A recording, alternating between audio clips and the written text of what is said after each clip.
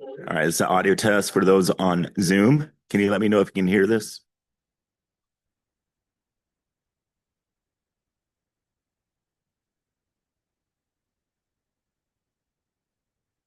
Yes, I can hear it.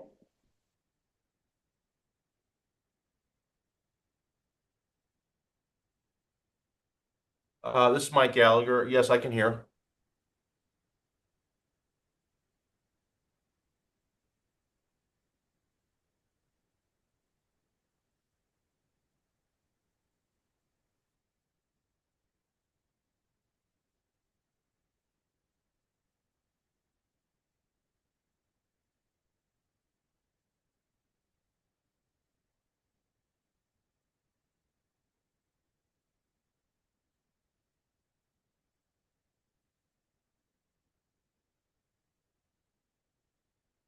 Okay, so we are back. Apologize for those technical difficulties. We have new technology here, and so trying to figure that out.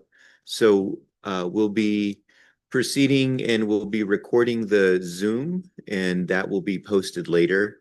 We do have a couple of public commenters on Zoom, but they have, and so we'll go ahead and proceed with the in-person Zoom, and then once that is concluded, then we'll move on to the public commenters on Zoom. So please introduce yourself and provide your comment.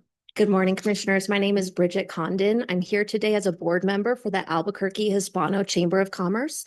We're speaking in support of Excel's issue that is before you. In 2025, we just celebrated our 50th anniversary as the Albuquerque Hispano Chamber. And in that half a decade, we have worked diligently to support small and minority-owned businesses across the state. We know that those businesses, whether they are growing here or hoping to recruit them here, reliable and affordable energy is absolutely critical. We have over 1,400 members of businesses, entrepreneurs, and community members that love New Mexico and see the potential that New Mexico has.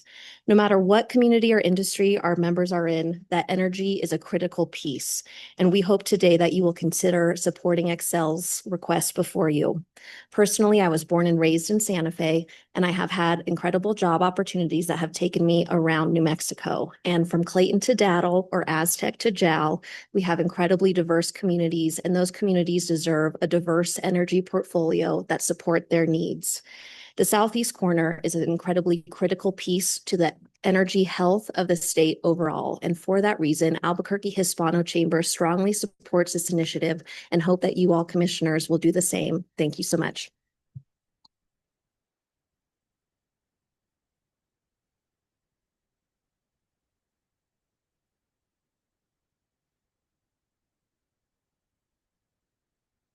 There we go. Good morning, Commissioners. My name is Matthew Gonzalez. I am the Vice President with the Consumer Energy Alliance. We are a nonprofit that focuses on affordable, reliable, all the above energy. We advocate on behalf of families across the country. I particularly am from northern New Mexico, a small town called Cimarron. All of our communities, as Ms. Condon said, are very diverse. We all need energy. I'm in conversations across the country. Every state, every community is grappling with how do we get more power online? How do we continue to meet energy demand? How do we continue to support economic development, economic growth? How do we continue to support jobs? And so the SPS filing before y'all, we hope that you will continue to think about supporting that effort. We need to see that infrastructure built. We need to be a generation that builds. Our kids, we oftentimes I hear people in different rooms and different settings talking about how we leave our kids better set up than we had. That's going to require us to build stuff. And so I want to say that I understand the task before you, balancing affordability, reliability, take on that task and do this on behalf of New Mexicans because we need it. The energy is needed down there. I've spoken to lots of folks in that region that are waiting to get power to their buildings, that want to see their businesses grow. They want to upscale, but they are limited right now because of the need for more power in that region. And so this is also a vibrant part of our state. As a former elected official, I know that every road, every project we built in my home community was because we had a vibrant oil and gas industry. So more power down there is going to not only support that industry, but it's going to support every community around the state as we bring more dollars in and try to help build up our communities and get them prepared and get our kids set up. So anyway, I can't say it any better than Ms. Condon said. We desperately need the power. We're here at the table. We're eager to see you down in that region. That's the other thing I would like to emphasize. Please consider coming down to the regions that we're talking about.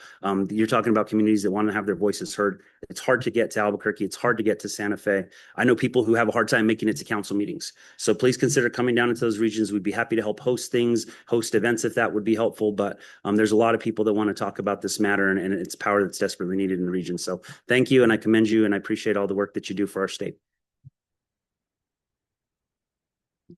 Thank you. Do we have any additional in-person public comment? Okay, we do not. Patrick, can you please manage the Zoom public comments? Yes, Mr. Chair. Mike Gallagher, go ahead with your public comment. Good morning, Mr. Chair and board members. Thank you for the opportunity to comment. Can everyone hear me okay? Yes, we can hear you. Okay, great. I just want to make sure. Not being able to see you guys, I just want to make sure that you can hear me. I'm the county manager for Eddy County, New Mexico. As you all may know, Eddy County is within southeast New Mexico. The affected area, the area affected by case number 25, or Xcel Energy's application. Just this week, the Eddy County Board of County Commissioners unanimously approved supporting SPSS's Xcel Energy's request to seek the 2 exemptions from the New Mexico Renewable Energy Act. Eddy County Commission, on behalf of the Eddy County Commission, they support and they would ask that the PRC determine that part of the Gaines plant are determined that the Gaines plant as a zero carbon resource due to the emissions offset from oil and gas customers converting to grid power. And second, provide the exemption due to concerns related to reliability and customer costs. We recognize that without these exemptions, these plants may not be constructed, which will lead to further energy costs in southeast New Mexico, all of New Mexico. And again, the Eddy County Commission fully supports the requests, the exemptions that are being sought by SPSS and Xcel Energy. Thank you. Okay, next, Jonathan Sena, go ahead with your comment. Yes, sir. Thank you. And thank you for your leadership. Thank you for your hard work on this issue. Again, my name is Jonathan Sena. I'm the mayor of Hobbs, New Mexico. I'm a native New Mexican. My family's lived in New Mexico for hundreds of years, and I'm proud of my home, and I support our state becoming stronger and better. I also support development that will help my community and state to become stronger and more economically sound. That's why I stand in support of Xcel Energy's plan to build additional power generation using natural gas. This development is good for the Hispanic community in Hobbs, and it's good for everybody in southeastern New Mexico and in Hobbs. As has been stated already, and as you'll hear, this development does several things. And it does several things for New Mexico, and especially for our part of New Mexico. It helps us with our need for strong capacity to maintain reliability, because we know demand will only continue to grow. And that's a good thing. And that's a good thing for all of New Mexico. It helps us as New Mexicans with a balanced portfolio that definitely complements renewables. And it helps us with our tax base, especially here in Hobbs and from municipalities, which is more important than ever due to revenue reductions from municipalities from House Bill 6. So we support this. We believe it's a good thing, and it's only going to help us serve our constituents in a better way. So thank you. I appreciate your time. And Mr. Chair, that's it for public comment online. Okay, thank you. So I believe that then concludes our public comment section of the agenda. Thank you for your comments. The next agenda item is approval of prior meeting minutes. So we have 2 sets of minutes, one for a regular open meeting on December 11 and one for regular open meeting on December 18. I included a few changes to the versions uploaded to Board Effect. Commissioners, do you have any additional changes? Mr. Chair, I have given a couple little typos to Mr. Cameron, and I believe he's going to make those changes. So they were non-substantive typographical issues. Okay, so I would then move to approve the two sets of meeting minutes that we have for December 11 and December 18, 2025. Second. And also just to clarify, that's as will be revised to make a few small corrections. So we'll go ahead and take a vote on that. Commissioner O'Connell, Yes. Commissioner Aguilar, Yes. Commissioner Nyberg. Yes. The motion to approve the two sets of minutes with the changes mentioned passes unanimously, Mr. Chair. Okay, thank you. And we have I'm sorry, not two, 6 consent action items on the agenda. Is there any discussion on those items? Not seeing any, we'll go ahead then and I will go ahead and move to approve the consent action items. Second. Motion and a second, we'll take a vote. Commissioner O'Connell, Yes. Commissioner Aguilar, Yes. Commissioner Nyberg. Yes. The motion to approve the items on the consent action agenda passes unanimously, Mr. Chair. Thank you. Now we're moving on to our regular action item. We have one, and it is a case that will be presented by OGC's Russell Fisk. Good morning, Mr. Chairman, Commissioners. This matter comes before the Commission for a proposed order issuing a notice of proposed rulemaking concerning the administrative fee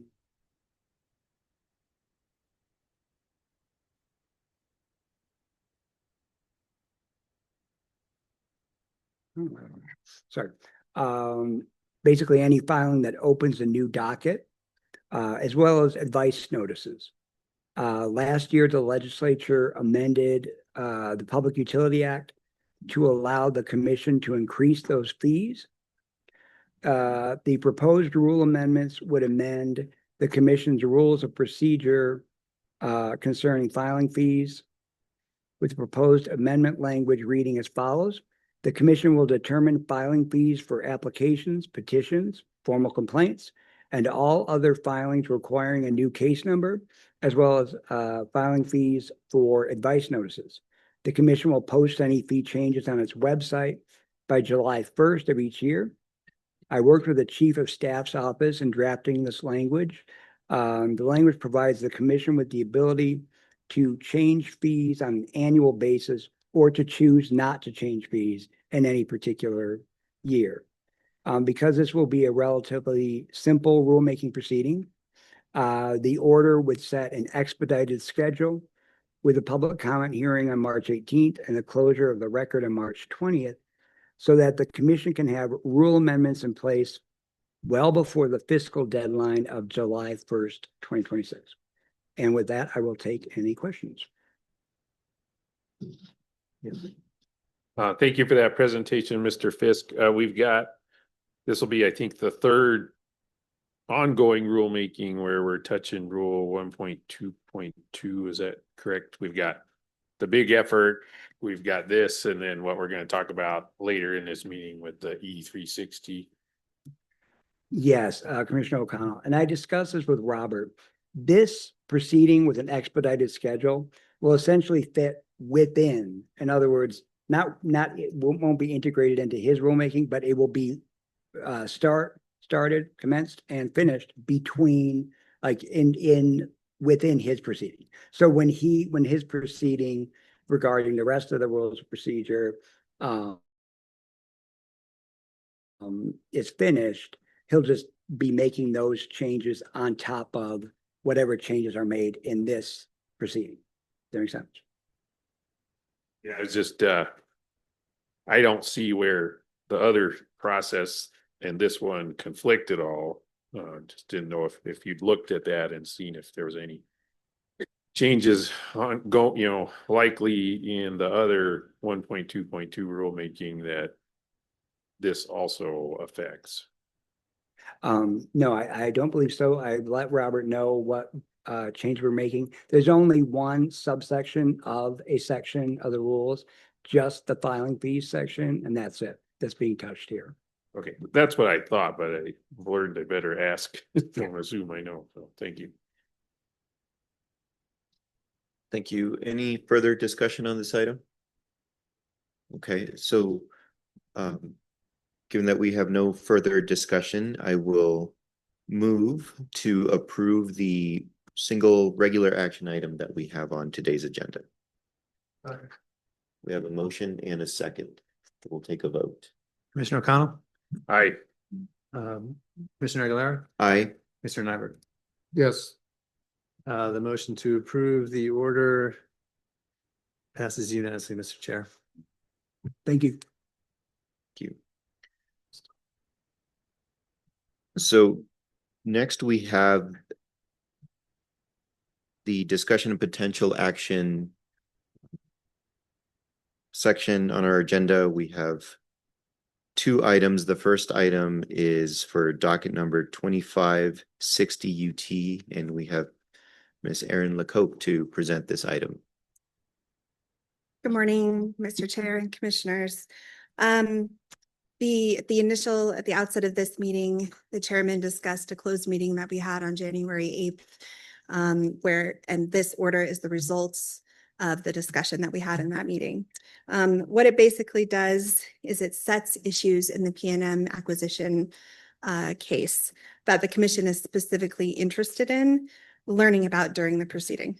And it establishes these issues and topics as what we're calling affirmatively relevant. I do have two issues before you. The only difference in there is one of the orders has included one of these issues is continued financial reporting to replace what would have been reported to the Securities and Exchange Commission if the merger is approved, and the other order does not. And with that, I'll stand for questions. Commissioners, either of you want to get us started? Mr. Chair, I propose that we take out the one sentence regarding the Securities and Exchange Commission, because it seems to me that the filings that a corporation makes to the Securities and Exchange Commission is much more voluminous and much more in depth than what this agency should require, number one. And number two, the rules of this commission should address specifically what financial information is required of this commission to fulfill its obligation to the public. And so if our rules are deficient, I would suggest that we have probably 9 months to a year to shore up those rules. If they're not deficient, then we already have rules in place to deal with the very financial reporting obligations that any entity, regardless of its business structure, would have to make to this commission. So I replacing the financial reporting for the Securities and Exchange Commission, which goes well beyond information that this commission seeks, seems to me to be requesting something that frankly shouldn't be requested. So I took that sentence out.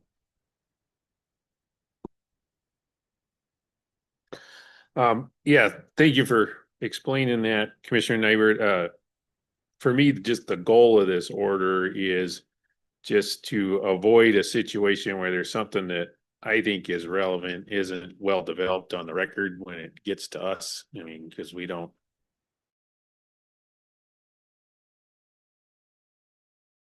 We have, I don't think that's a great way necessarily to get the parties developing issues. I ham-fistedly wrote that bullet just to try to create a baseline that, right now we do get financial reporting from TXNM Energy to SEC, and that reporting includes financial reporting for P&M. I think the other extreme is we have access to companies' books and records, right? So, well, accessing books and records requires us to go in there and dig that stuff out. So what I was looking for is development on the record of what's the appropriate level of financial reporting. What we have now is SEC reporting. So that was just, here's an example of the reporting that's happening now. What kind of reporting is necessary going forward?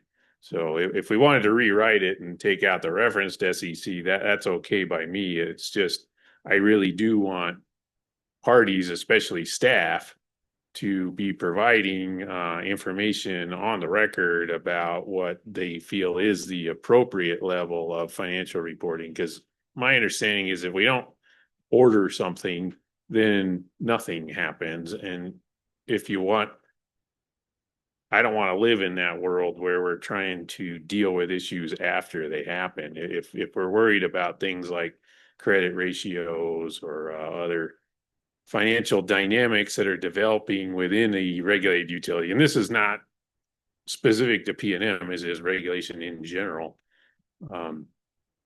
If we had regular financial reporting on certain things, it's easier to spot trends, it's easier to understand dynamics than dealing with something after it's happened. So I don't really want to take out the idea that it's relevant to talk about financial reporting in the record of this case. Maybe how I phrased it was too specific or misleading, but I was just trying to acknowledge there is a baseline.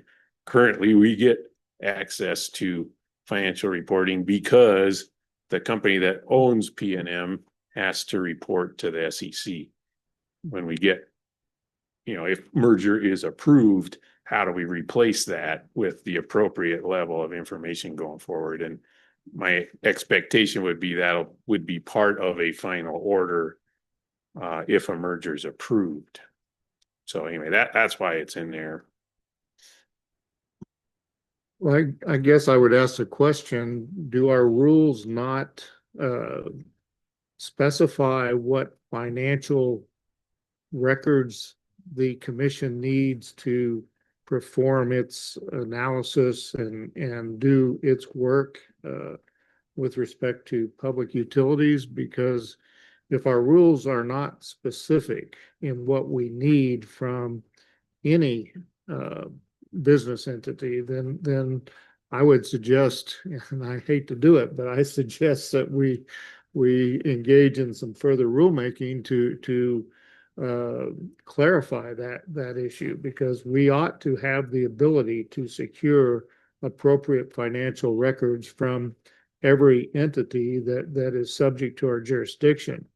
I would suggest to you that a lot of what companies have to report in a Form 10-K to the SEC is information that frankly we don't need, and information that maybe people need to know whether they want to invest in that entity, but it's not what we need to help perform our job. But our rules should be specific as to the types of information. So I wouldn't mind leaving something in that says, how are they going to comply with our financial reporting rules, or what other financial records they would find important for us to have a better understanding of their business viability and ongoing nature. But to say you want everything that's reported to the Securities and Exchange Commission, I don't think we want that, because Form 10-Ks are hundreds of pages long. Then you have quarterly reports, and then you have emergency reports, and you have other reports that are required if certain events happen. And none of that's really applicable to what we do, or some of it is not applicable to what we do. And so we'd be asking for more information than what we really need. And I would have an objection to that. So if you want to just say ongoing financial reporting, consistent with our rules, and ask them if there's other financial rules specific to their business entity that would be important for us. I wouldn't mind exploring that, but tying it to the SEC.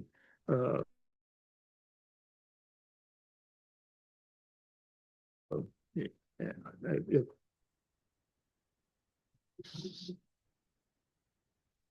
Would would it be sufficient to say, because I think the point of this order is to identify issues that are relevant, and um, some level, whatever the appropriate level is of financial reporting, I would say is relevant. And so would it be sufficient to say in this bullet to replace it with something that says the level of financial reporting? And then we can, Yeah, I was trying to put in a bullet that answers the question Commissioner Nybert's asking. What is the appropriate financial reporting that we should see on an ongoing regular basis? Whether our rules require it or not right now is kind of irrelevant to me, because then we can compare that to the rules and you decide, oh, well, the rules cover this, or it needs to be in final order should acquisition be approved. Because if we throw it to a rulemaking now, we're looking at 3 years from now, so at worst. But anyway, yeah, we just say, hey, one of the things that's relevant here is the appropriate level of ongoing financial reporting should this acquisition be approved. Then we get away from the tying it to SEC.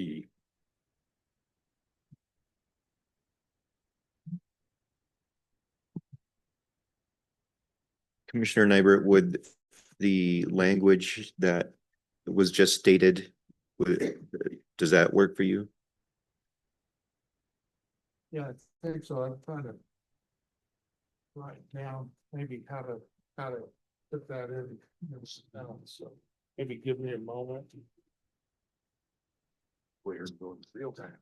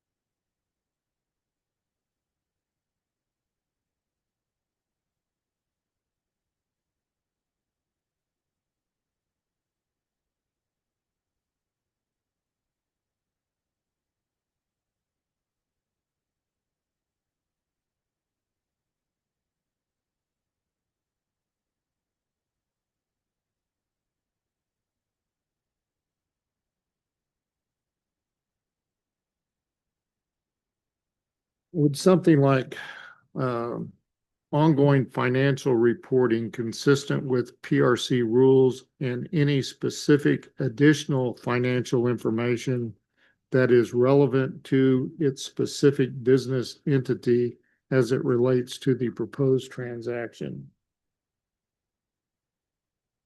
Yeah, that works for me. Because it would also help to see the compare and contrast to what the rules require now versus what we need. Because, I mean, the rules were written in a time when these were all publicly traded, privately owned enterprises. And so if we go to private enterprise that isn't publicly traded, there does need, I think, to be some kind of financial reporting. So knowing how what you're saying compares to what's required without any other action by the commission is very helpful. So I guess I'd ask the question of Aaron. Do you think that language captures the intent of our discussion? Yes. I've And I'd be happy to make that amendment to paragraph H of the is that under discussion or is that? It's under H. It's paragraph H under Section 9. issues the commission seeks to understand.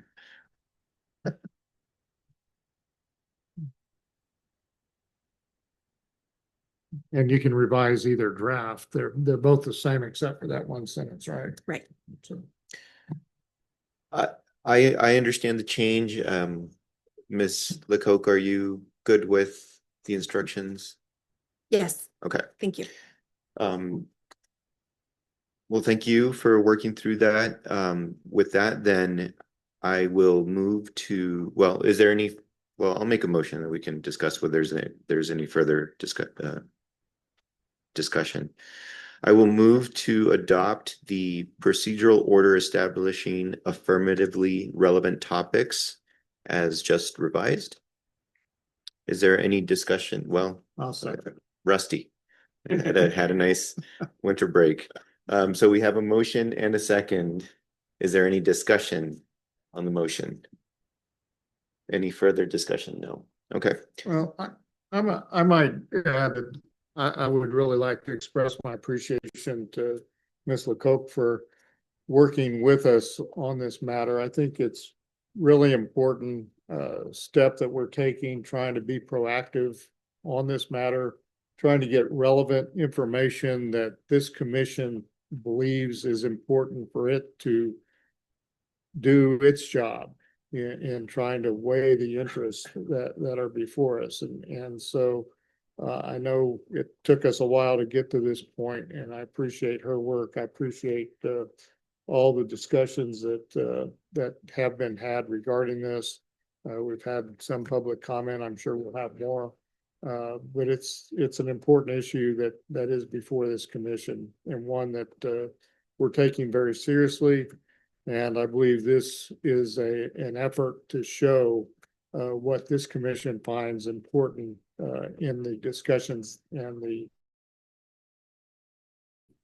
procedures that will take place in the future. So thank you all. Thank you for those comments. I think we're ready for a vote.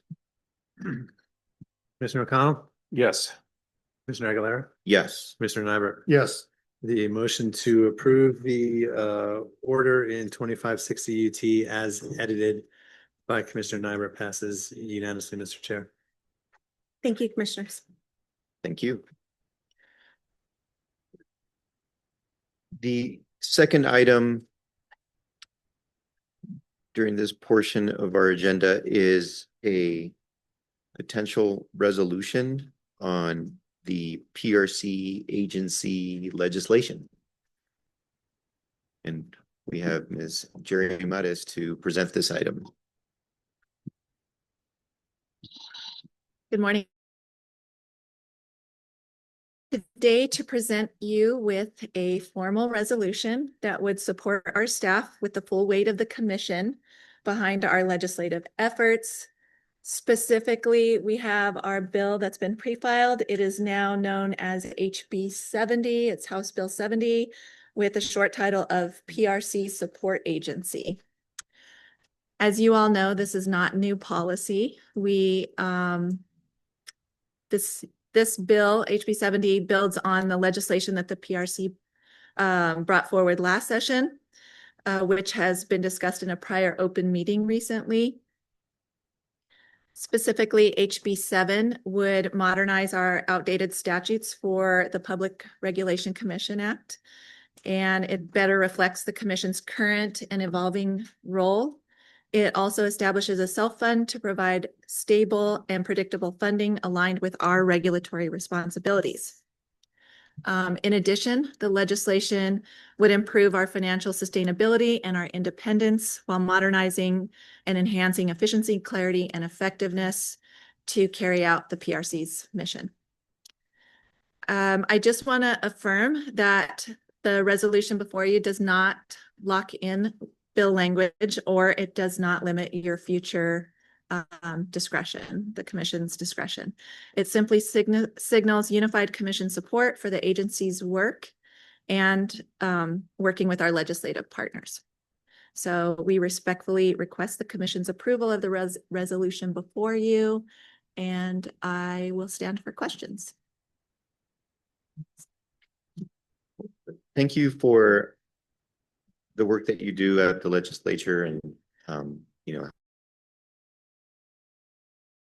with this piece of legislation. I support the resolution. I don't have any specific comments about it aside from saying that I support it. I'll check to see if there's any other discussion. Yeah, just in the mode of making sure I know what I'm doing here, the version we're discussing includes that red line, says commission urges the legislature to pass. Chair and Commissioner O'Connell, yes, Okay, that's great. exactly correct. And then, yeah, it's funny, I think we did this last year, so I thought it would be worth it to do it again this year.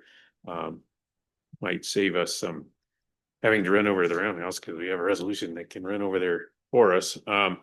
But then the other is, you know, this is what we've been saying for 3 years, that if you are a proponent of legislation, if you'll work with us early enough, you can get one of these on your bill too. It just requires letting us see the bill and help you with comments or revisions. So it's not, these resolutions I don't think are limited to the bill that we're asking for. It's a possibility for anybody out there. Just requires you to recognize that how we operate, and you're going to need to get with us before the day before the legislature if you want something like this. So just trying to also hold it out is not just, do I support this? It's an example of how we would like to do our work with everybody, not just ourselves.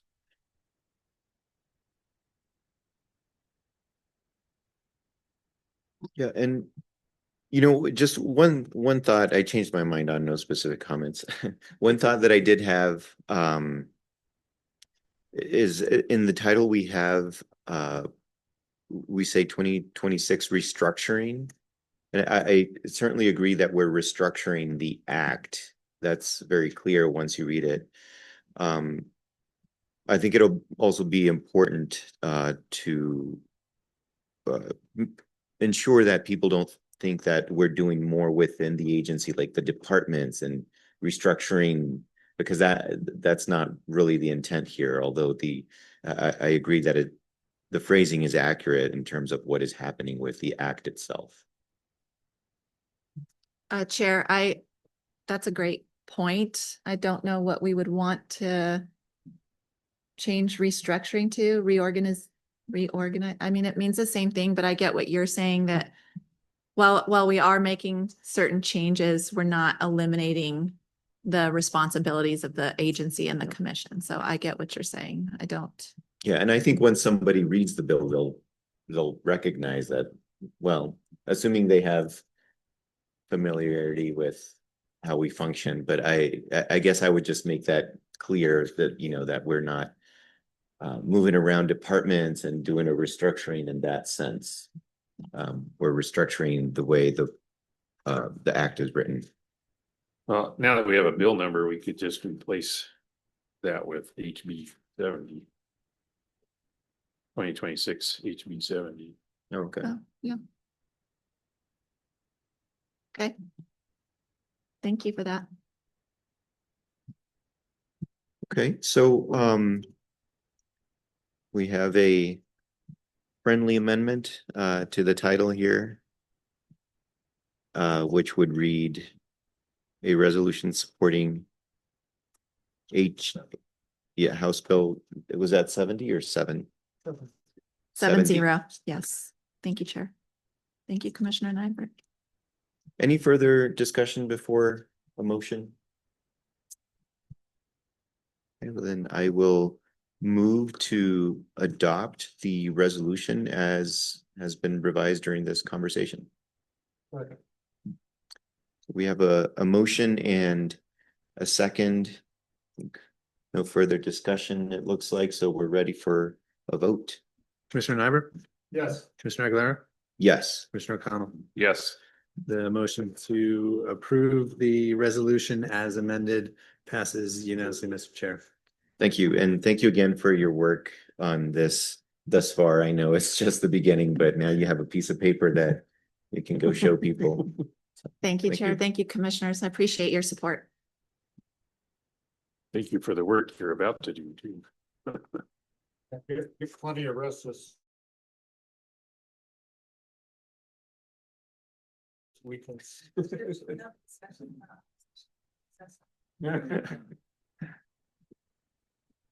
won't occur for at least 30 days. So now we're on to the discussion section of our agenda. We have a public announcement of agency course of action for transition to PRC E360. So we mentioned this earlier in the meeting that we would talk about this in more detail, and that time is now. And so we have Erica Avila Stefans from the OGC, and we have our chief of staff, Joya Corey. So I'll turn it over to you. Thank you, Mr. Chair, Commissioners. The day is quickly approaching that we are going to be transitioning away from our e-docketing system and into a new era for the PRC, and with our new software, PRC E360.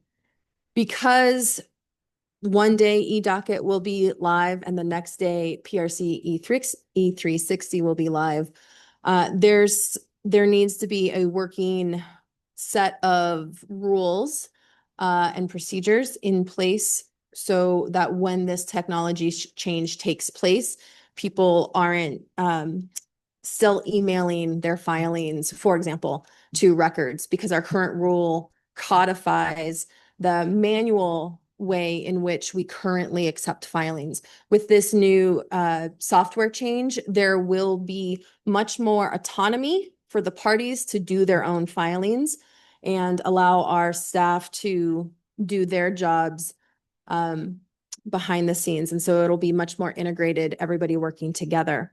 But because of that, one day our rules will work and the next day our rules won't work. We have been working with OGC to figure out the best way to move forward so that there's a functioning framework in place on January 26th. And so that's why Erica is here, and I'll turn it over to her to go through that. Thank you. So OGC is proposing 4 actions to accommodate that misalignment between our current procedural rules and PRC E360. So that first step is, as Ms. Corey said, is to create a working version of like PRC E360 rules of procedure, which OGC is working on currently. OGC also recommends opening up an administrative docket where we can store these working rules so everyone knows where to find them. And to inform everyone of these working rules and where to find them, OGC is also recommending issuing a single signature order in all of our current open dockets, informing parties where to find our new rules. And lastly, so as Commissioner O'Connell mentioned this morning, we have a couple of open procedural rulemakings right now. So in 23-119, the Commission is amending the procedural rules generally. So OGC recommends issuing a second NOPR in that rulemaking.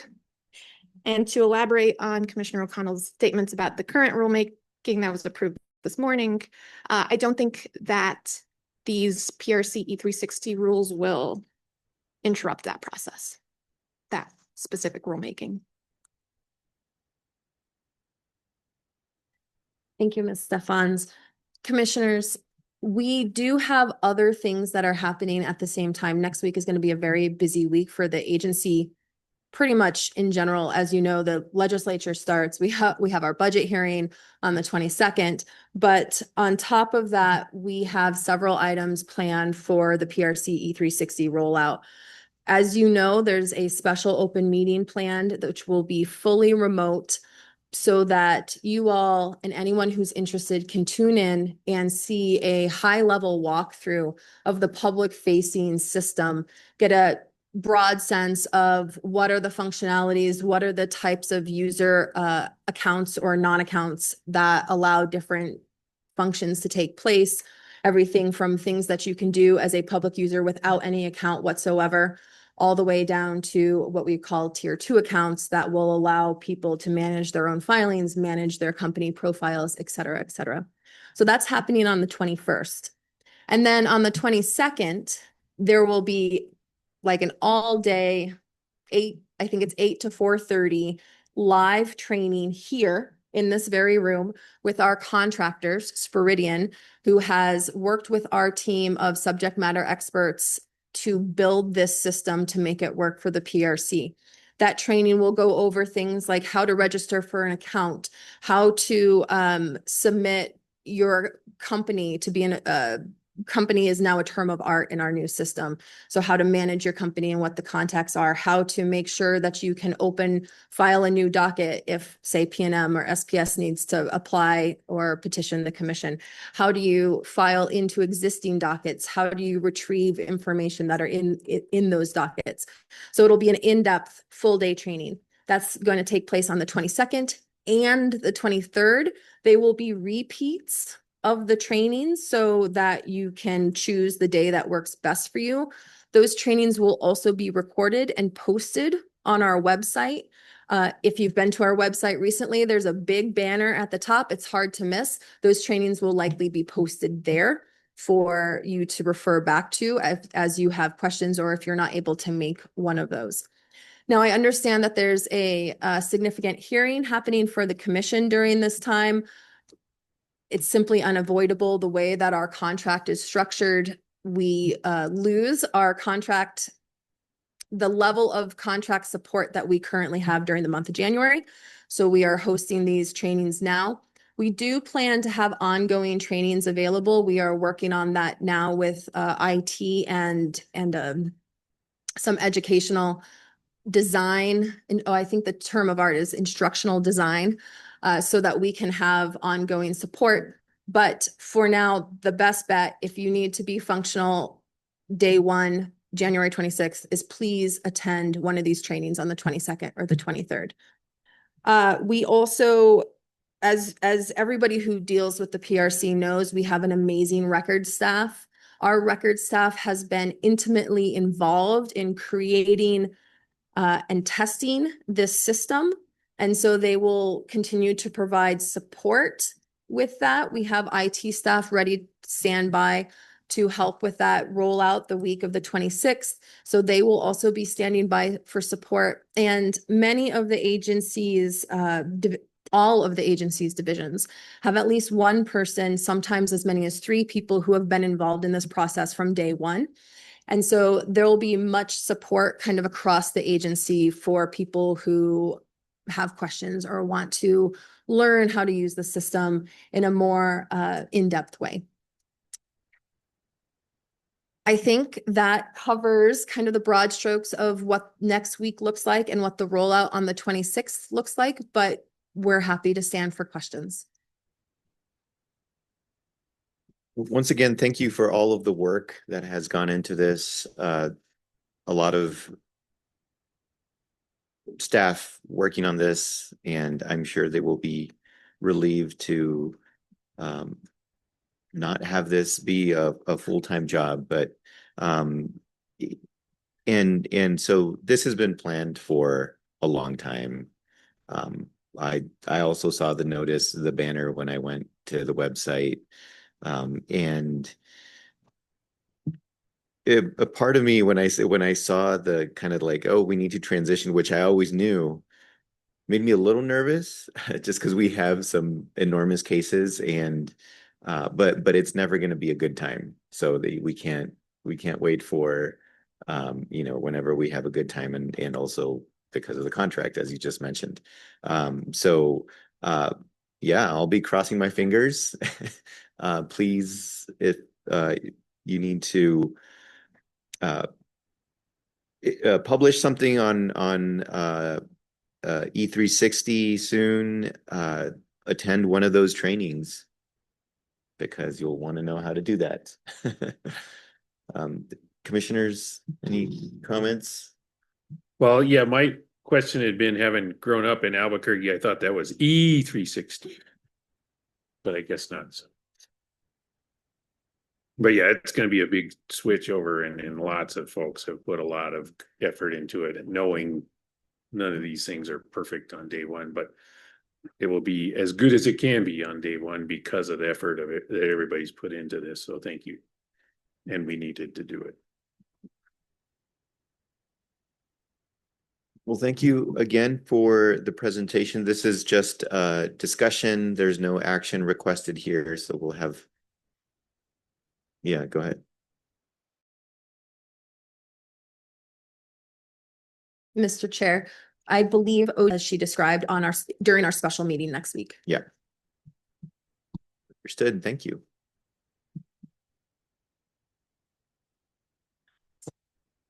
Yes, so the next item is communications with Chief of Staff, and conveniently, she's sitting right here already. Thank you, Mr. Chair. As we've already heard, PRC E360 is coming to completion.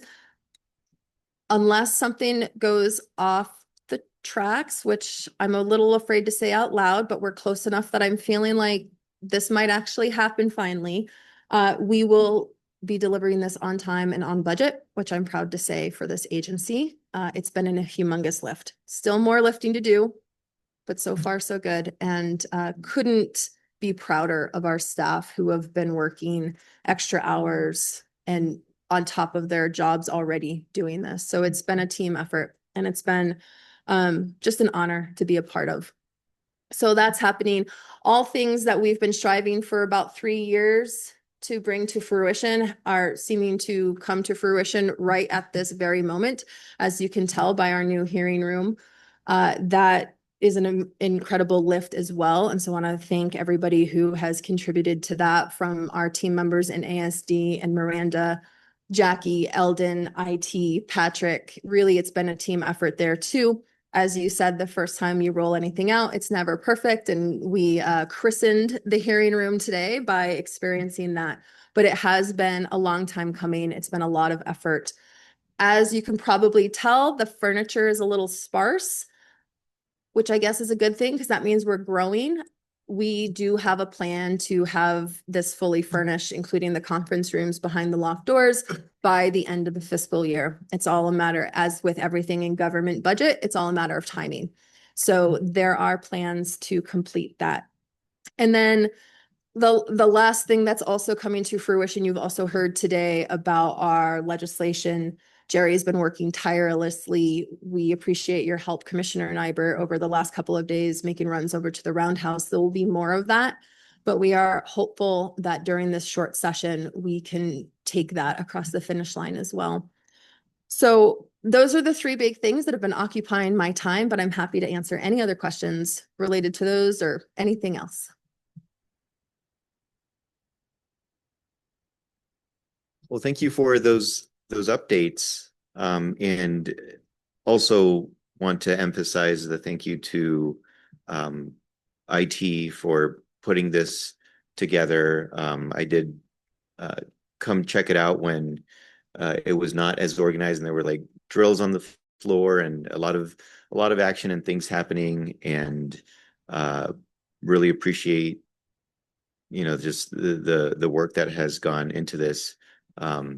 Patrick as well, and others who have been doing a lot of work to and also Miranda and Lori, getting the space, and so much work that has gone into this effort, and we're making progress.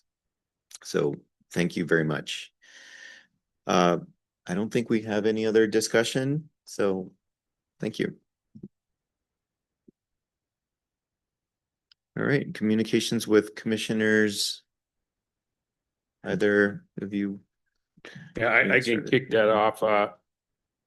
Got confirmation this week that I'll be representing NAVRUC at the NERC member advisory committee. It's called the MRC.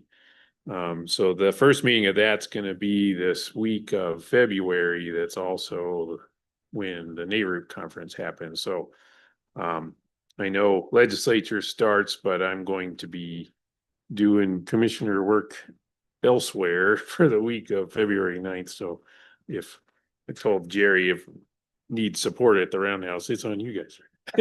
So I won't be here. So anyway, interested to looking forward to that. See how that's going to happen. I'll also be remote for our meeting on Thursday, the 12th. But and then I've also connected myself with the Markets Plus group, and I'm going to attend my first MSC meeting tomorrow. And then something that, falls into that bucket of what people have been talking about here is the amount of work and effort that's gone into all the things that are happening right now. There's something to look forward to for commission staff, or some of us, is planning that Western Conference of Public Service Commissioners. So team of us met at Tamaya this week to try to figure out what's the final list of things that have to be done. So folks like Jordan and Jennifer Baca are going to be heavily involved in that going forward.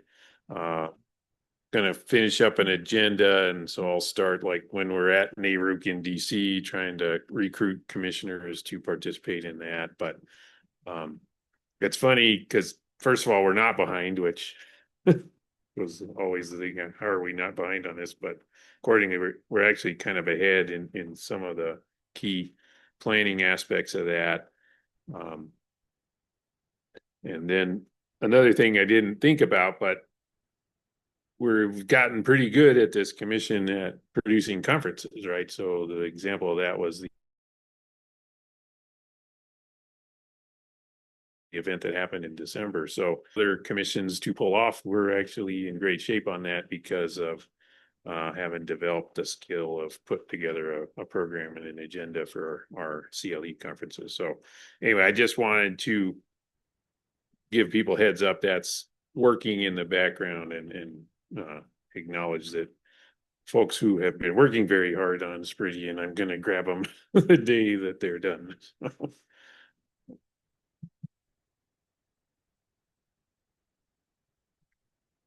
Well, Ms. Corey already said that we went over to the Roundhouse yesterday and met on our bill, and we also had a brief discussion with Senator Padilla on the broadband bill, and looks like we may be more engaged in some of those issues than maybe in the past. I think it was September, we had the CEO of El Paso Electric appear before us.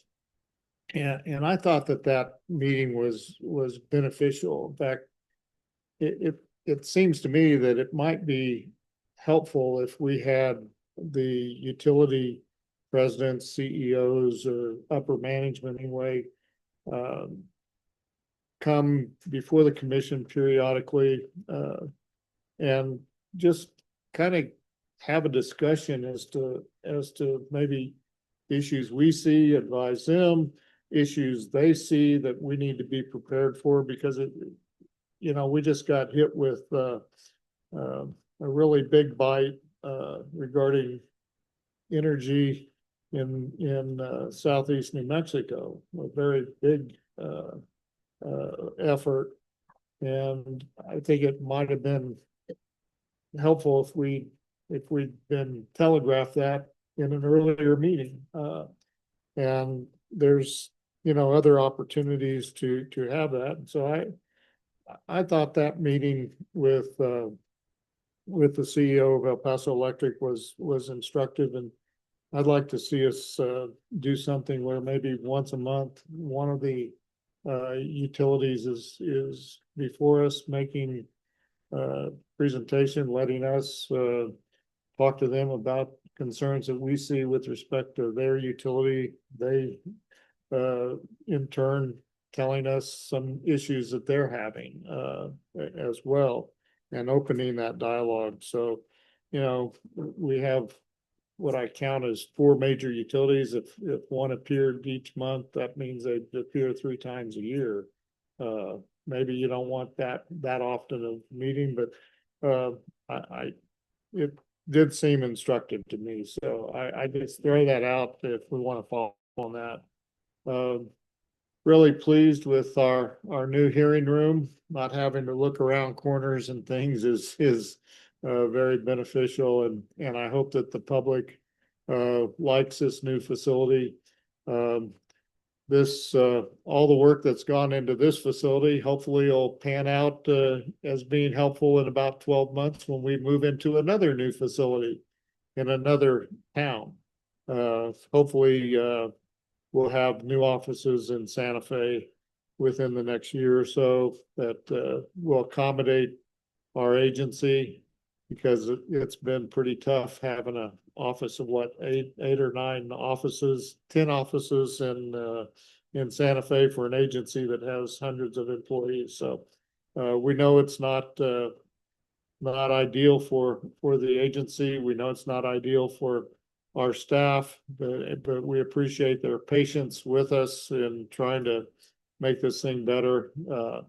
It was good to see the moving vans at the Education Retirement Board building last month, and I've heard that they are actually out. And now if we can get General Services to start moving on renovations, maybe that will be a reality sooner than later. But appreciate these new facilities and all the work that went into making this a reality, and it's something we can be proud of.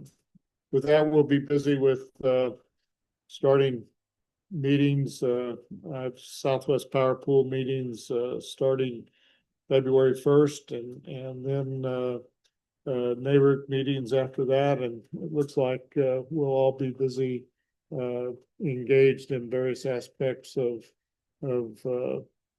utility education and finding out what's working, what's not working across the nation on many of the issues we face here. So with that, that's all the communications or announcements that I have, Mr. Chair. Thank you. Yeah, I just have one more. Just when we were acknowledging people who've been working hard on this, I come to this office pretty often, and one of the folks who've been here every day getting all this set up is Jude. And my fear was, hey, why are we putting the patron saint of lost causes in charge of this? But that fear was unfounded. So thank you, Jude.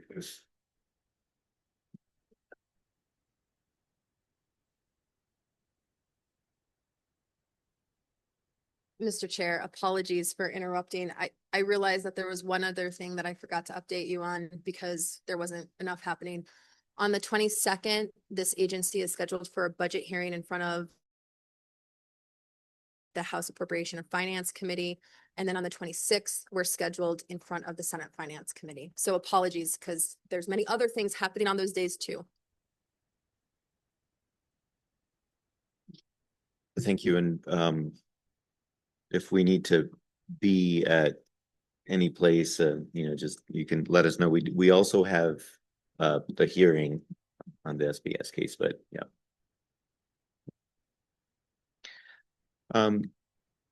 Well, thank you for those updates. We can certainly think about that, and maybe OGC can help us think about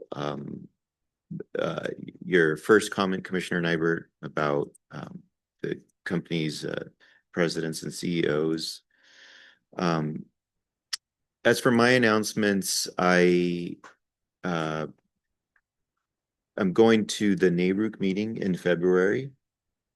So that'll be in DC. That's the Winter Policy Summit.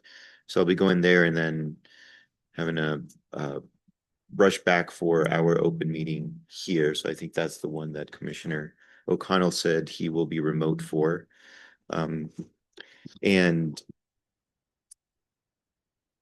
I think that's all I have for now. So thank you all for your patience today with the little bit of difficulty we had. So hopefully we could get that cleaned up before the next open meeting that we have here, or actually also the trainings maybe. But with that, thanks for coming and have yourself a good day. We're adjourned.